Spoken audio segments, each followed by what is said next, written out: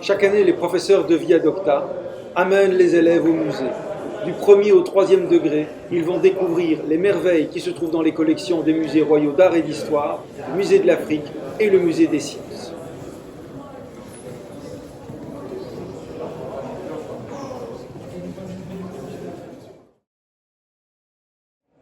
Bonjour Zlata, vous allez bien? Oui, bonjour et vous? Ça va, merci. On a fait deux musées, on a fait le musée de l'Afrique et le musée des sciences.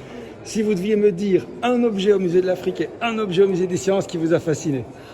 Moi, j'ai beaucoup aimé au musée d'Afrique l'art africain, surtout parce qu'il y avait beaucoup de pièces qui étaient très jolies, comme les tapis ou les vêtements que les gens portaient avant. Du coup, ils faisaient vraiment tout avec leurs mains et je trouve que c'est assez passionnant. Et au musée des sciences, je pense que surtout les espèces qui n'existent plus maintenant, c'est très intéressant à voir comment ils fonctionnaient et voir nos ancêtres aussi. Quelle espèce avez-vous choisi pour le travail? J'ai choisi le léopard. Le léopard, ok. Eh On bien, peut choisir 5 espèces. 5 espèces, ok. Donc le léopard, c'est une. Oui. Ça va. Bonne chance pour votre travail, Zlata. Merci beaucoup. À travers les collections, ils recherchent les indices pour préparer leur travail en classe. On a Ailurus fulgens, donc ça c'est un pandarou. Le pandarou, donc c'est un petit mammifère. Il vit dans les forêts tempérées, en haute altitude principalement. Et il se nourrit de bambou et aussi des fruits, des baies, etc. Bonjour Eduardo. Bonjour. Vous êtes au 3e degré à Via Docta. Oui. Et alors, vous êtes allé cette semaine dans 2 musées, à Tervuren et ici au musée des sciences. Ouais, c'est ça. Qu'est-ce que vous avez retenu du musée de l'Afrique à Tervuren? Alors déjà au musée de l'Afrique, vu que j'y étais déjà allé avant, il a été rénové. Et maintenant, déjà, il est beaucoup plus grand et beaucoup plus beau. Et moi, j'ai retenu principalement qu'il y avait plein d'objets d'armement, mais qui n'étaient pas forcément utilisés pour se défendre, mais plus utilisés en symbole de force politique. J'ai aussi appris beaucoup de choses sur la colonisation des Européens en Afrique. Et il y avait beaucoup d'espèces d'animaux différents que j'avais jamais vus avant. Et ici au musée des sciences, il y a un objet, ou quel qu'il soit, qui vous a marqué. Qu'est-ce que c'est? Moi, ce qui m'a marqué ici au musée, c'est tout simplement les vrais ossements des grands dinosaures qu'il y a juste à côté. Et aussi peut-être des poissons que j'avais jamais vus. Ok, eh ben, c'est magnifique Eduardo, Merci. bon travail. Qui sont des iguanodons qui ont été extraits d'une mine de charbon en Belgique. Donc, les charbonnages en Belgique étaient la fierté de la révolution industrielle. Bonjour Elisane, ça va? Bonjour, ça va et vous? Oui, merci. On est au musée d'histoire, dans la section grecque et Rome. Qu'est-ce que vous avez choisi comme objet? J'ai choisi un objet strigile. Strigile. À quoi ça sert? Ça sert à nettoyer les peaux des soldats. D'accord, ok. Merci Elisane, bon travail. Merci. Madame Chérif, bonjour. Vous êtes professeur de français et d'histoire à Via Docta. Et on termine doucement une semaine de visite au musée. Oui. Mais nous avons été voir des musées mardi dont vous voulez nous parler. Oui, exactement. Donc, il s'agit du musée d'art et d'histoire du cinquantenaire. On a vu donc la section de la Grèce antique, de la Rome antique, ainsi que des temps modernes. Les élèves étaient vraiment très intéressés. On a demandé aussi aux élèves de choisir des objets, 2 objets différents. Et ils vont présenter ces objets plutôt, le vendredi, donc devant tous leurs camarades de classe. C'est fascinant parce qu'on voit vraiment que les élèves se sont intéressés à plusieurs objets différents. Chaque élève s'est intéressé à un objet et au début, quand on est venu, nous les professeurs ainsi que vous, le directeur, donc le samedi pour découvrir les lieux, on ne pensait pas que les élèves allaient choisir ces objets spécifiquement.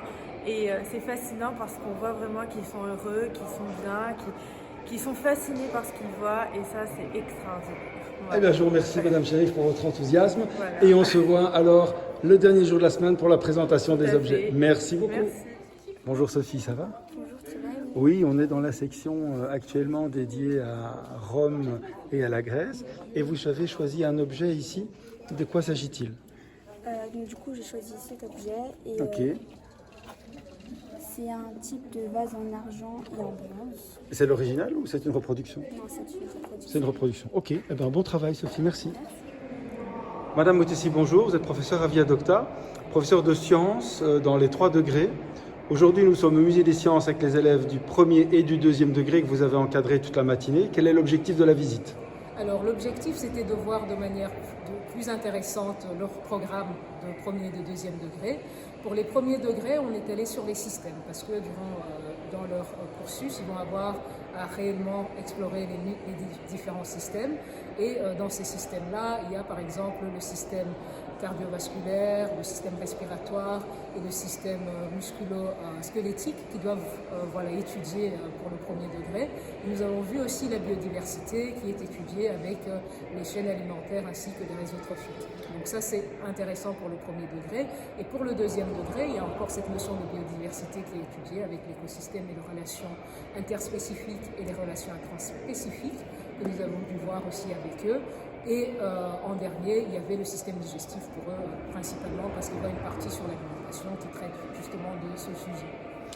Les nerfs moteurs qui vont faire que vos mains vont se dire « Ah oui, il faut bouger ». Donc l'information, elle passe de vos mains vers le cerveau va alors calculer, c'est-à-dire réfléchir et se dire « Il y a quelque chose à faire » et il va vous envoyer un message par les nerfs qui sont les nerfs moteurs, et ces nerfs moteurs vont vous dire soit de garder les mains, d'enlever les mains, de les pousser à gauche, à droite, ou de les mettre dans vos poches. Pour chacune des 5 espèces, vous m'expliquez le réseau alimentaire duquel elles font partie.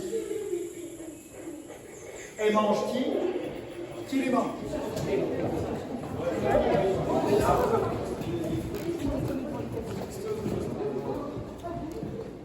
Alors, l'écosystème est divisé en 2 parties. Quoi et quoi donc? Oui? Biotope. Et la biocénose. C'est quoi le biotope? Biotope, c'est un milieu de vie. C'est ça, c'est le milieu de vie. Donc c'est pour ça que dans ce musée, on a divisé en biotopes. Et donc je disais, voilà, il y a le côté océanique. On pouvait voir les êtres qui vivent dans les océans. Bonjour Maroun, vous allez bien? Oui, ça va très bien, merci. Alors on est au musée des sciences, vous avez un travail à faire, de quoi s'agit-il? On devait choisir 5 espèces d'ordre différents. On devait aller à l'école après et faire un schéma d'un arbre qu'on va utiliser pour expliquer toutes les espèces qu'on a pu voir dans le musée. On a pu voir plusieurs espèces, mais mon espèce préférée c'était le léopard. C'est un animal que j'aime bien, il est très rapide et voilà. C'est très intéressant car c'est ma première fois dans le musée. J'ai très bien aimé et c'est très grand, très intéressant. Et c'est ma première fois dans le musée. Alors, Mais vous avez été aussi au musée de l'Afrique? Oui. Plutôt pour le cours d'histoire alors? Oui. Et quelle dimension de l'histoire avez-vous vu au musée de l'Afrique? C'était plus la colonisation, en général aussi la colonisation de la Belgique dans le Congo. On a vu des statues et des pierres très précieuses qui étaient dans le Congo et maintenant sont en Belgique. C'était vraiment très intéressant car on a pu vu des choses qui étaient vraiment anciennes. C'est des choses vraiment qu'on ne peut même pas toucher car c'est à un point c'est vraiment très précieux et ça doit être vraiment pris en considération car c'est très riche, très intéressant. Merci Maroun, bonne chance pour le travail. Merci. Les dauphins, oui. Son habitat, c'est sûrement dans les mers et les océans du monde entier. Il est en fait un animal extrêmement sociable. Il interagit avec plusieurs espèces différentes, comme les poissons et les calamars. Et il chasse pour se nourrir. Il chasse par exemple les orques. Il est une proie des orques et des grands requins. Bonjour Elisane. Bonjour. Nous revoilà. Nous revoilà en classe après les visites au musée. Donc vous nous aviez présenté un objet au musée tout à l'heure, la dernière fois. Je vous écoute. De quoi s'agit-il? Alors, je vais vous présenter le strigile, qui est fait au 1er siècle avant Jésus-Christ, qui existe depuis 2500 ans, qui est maintenant qu'on n'utilise plus bien évidemment. Alors, le strigile, c'est pour les bains corporels. Plus précisément, c'est utilisé dans les termes romains et les gymnases grecs. Alors, je vais vous dire comment ça se passe. Alors, en fait, le strigile, c'est pour enlever la sueur, la saleté, les impuretés du corps. L'huile qu'on étale sur le corps permet de faciliter le raclage et qui permet aussi de protéger la peau.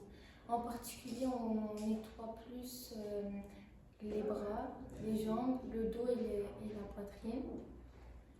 Et ceci est nettoyé pour que les autres personnes, les autres Grecs, pour que les autres Grecs puissent aussi l'utiliser. Alors on le nettoie, c'est hygiénique et c'est aussi symbolique. On le nettoie et pour que les autres personnes puissent l'utiliser aussi. Et voilà. Et donc, quel objet aujourd'hui pourrait ressembler à ce strigile? L'objet cancrin. Oui, le gant de crin, oui, c'est ça, exactement. Eh bien, merci mademoiselle pour cette belle présentation. Bon week-end. C'est Panthera tigris. Il fait partie de quel ordre? Il fait partie de l'ordre des carnivores. Son habitat, c'est l'Inde, le Népal, le Bhoutan et le Bangladesh. Il aime bien les forêts tropicales et le mangrove, comme ça il peut se camoufler et se préparer à chasser. C'est quoi le mangrove? C'est une forêt densément peuplée d'arbres tropicaux et tropicales.